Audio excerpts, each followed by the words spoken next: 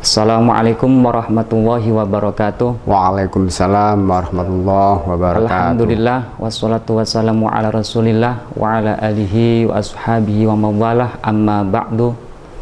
Para pemirsa Nusa TV dimanapun Anda berada, pada kesempatan yang berbahagia ini kembali kami hadir di sini dalam acara dialog keagamaan, di mana dialog keagamaan kali ini akan mengetengahkan tema niat dalam sholat. Mungkin tema tersebut sudah tidak asing lagi bagi para pemirsa semua Nusa TV, dari anak-anak, orang dewasa sampai orang tua. Tapi tentu kenapa tema ini kembali kita ketengahkan, karena mungkin banyak sekali di situ hal-hal yang barangkali perlu kita pahami kembali. Baiklah, saya selaku pembawa acara atau host Muhammad Najib, dengan di samping kiri saya sudah hadir narasumber kita yaitu Ustadz Basuni. Ya. Apa kabarnya Kang malam ini? Alhamdulillah. Baiklah, kita langsung saja masuk ke pemaparan materi tentang niat dalam sholat. Seperti apakah itu? Untuk itu mari kita dengarkan bersama pemaparan dari narasumber kita. Mangga Kang Ustadz Basuni. Ya, terima kasih. Assalamualaikum warahmatullahi wabarakatuh. Bismillah, alhamdulillah, salatu wassalamu ala rasulillah wa ala alihi wa sahbihi wa mawalah, amma ba'du. Para pemirsa Nusa TV yang berbahagia, alhamdulillah pada kesempatan ini kita bertemu kembali dalam rangka acara dialog keagamaan. Pada kesempatan ini akan kita kupas mengenai niat dalam sholat. Bahwasanya niat dalam sholat itu adalah sungguh sangat penting. Karena apa? Karena Rasulullah sendiri telah bersabda, innamal a'malu binniyah.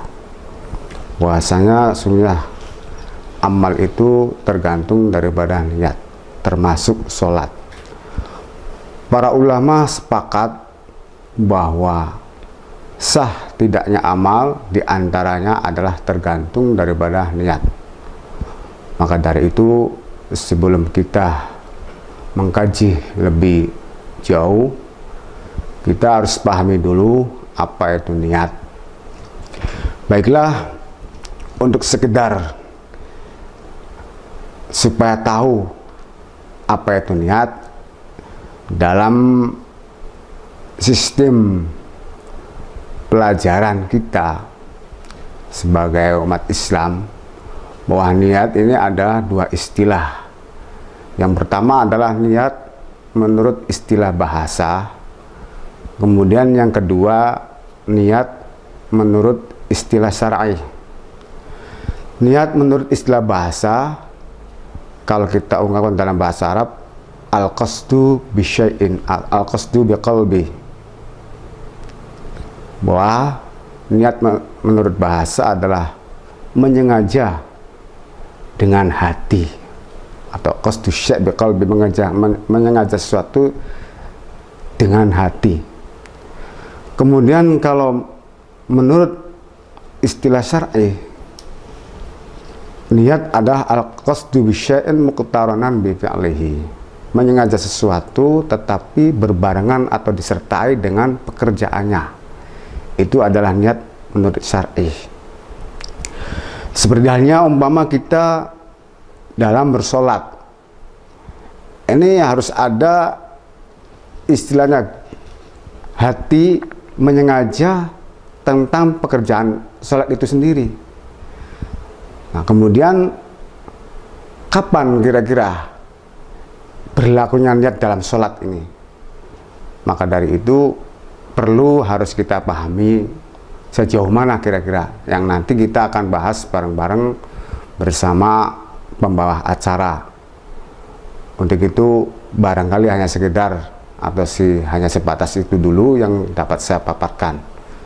Untuk itu kembali lagi kepada si pembawa acara. Iya, terima kasih Kang Basuni. Mungkin saya lebih akrab memanggil Kang saja, karena Kang Basuni sendiri ini kan lahir dari pesantren, begitu pun saya, di mana panggilan Kang itu sendiri kan itu ada di pesantren. Mungkin saya kembali ke arti dari niat itu sendiri. Tadi sudah Kang Basuni paparkan bahwasanya arti dalam syar'i untuk niat itu qasdusai muqtaranan bi fi'lihi, yang artinya dikatakan niat itu ketika bebarengan dengan pekerjaan yang dilakukan. Contohnya sholat, karena niat itu sendiri kan termasuk rukun sholat, Kang ya. Ya, sehingga tentu harus dilakukan di dalam sholat itu sendiri. Nah, ini kan seolah-olah bagi masyarakat umum ini akhirnya mungkin bisa ada kebingungan, karena mungkin kalau niat dalam Kamus Bahasa Indonesia itu berarti seolah seperti rencana. Yang artinya di luar kan, tapi ternyata niat itu harus dibarengi dengan pekerjaan. Semisal kita sholat, ya tentunya sudah masuk sholat sebenarnya, Kang ya, seperti itu ya. Nah, sekarang mungkin ada pertanyaan, Kang Bas, kapan sih kita mulai niat dalam sholat itu? Baiklah, akan saya coba jawab bahwa kapan mulainya niat dinisbatkan kepada sholat. Para ulama fikih mengatakan bahwa niat di dalam sholat atau niat untuk sholat itu ketika kita melaksanakan takbiratul ihram. Jadi begitu kita melaksanakan takbiratul ihram, di dalam hatinya itu harus ada kerentek bahwa kita adalah niat sholat. Seperti contoh umpama Allahu Akbar, ini dalam hatinya kita harus punya gerenjet, punya niat bahwa saya adalah melaksanakan sholat. Nah, ini dari niat ini harus berbarengan dengan takbiratul ihram. Begitu juga kepada yang lain, umpama ketika kita mau wudhu, itu harus berbarengan dengan awal pekerjaan wudhu itu apa. Maka dari itu para ulama juga mengatakan bahwa niat juga adalah termasuk dari rukun suatu ibadah. Ketika kita umpama dalam sholat, ya harus niat ini berbarengan dengan kita melafadzkan takbiratul ihram. Ketika kita umpama dalam wudhu, umpama kita harus berbarengan, ada niatnya ini kira-kira berbarengan dengan awal kita melaksanakan atau membasuh muka itu. Bukan sudah masuk dulu rukunnya itu ya, yang sudah masuk rukunnya itu. Itulah barangkali bahwa niat dilakukan ketika kita mau atau ketika kita awal kali melaksanakan ibadah itu sendiri. Umpama dalam sholat, pertama kali kita melaksanakan ibadah sholat adalah ketika kita takbiratul ihram. Berarti niat ini harus disertakan dengan takbiratul ihram. Kemudian perlu kita pahami bahwa nanti tempatnya, ya, tempatnya ini adalah dalam hati. Makanya ketika kita melafadzkan takbiratul ihram, hatinya ini harus punya greget, punya gerenjet gitu.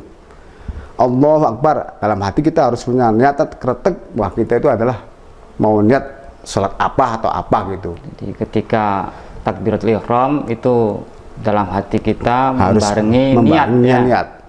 Nah, itu barangkali itu. Jadi ketika awal pekerjaan, nah disitulah kita harus berniat untuk melakukan pekerjaan itu sendiri. Terima kasih atas pemaparannya. Pemirsa Nusa TV dimanapun Anda berada, jangan kemana-mana dulu, karena tentu akan kita lanjutkan tapi setelah pariwara berikut ini.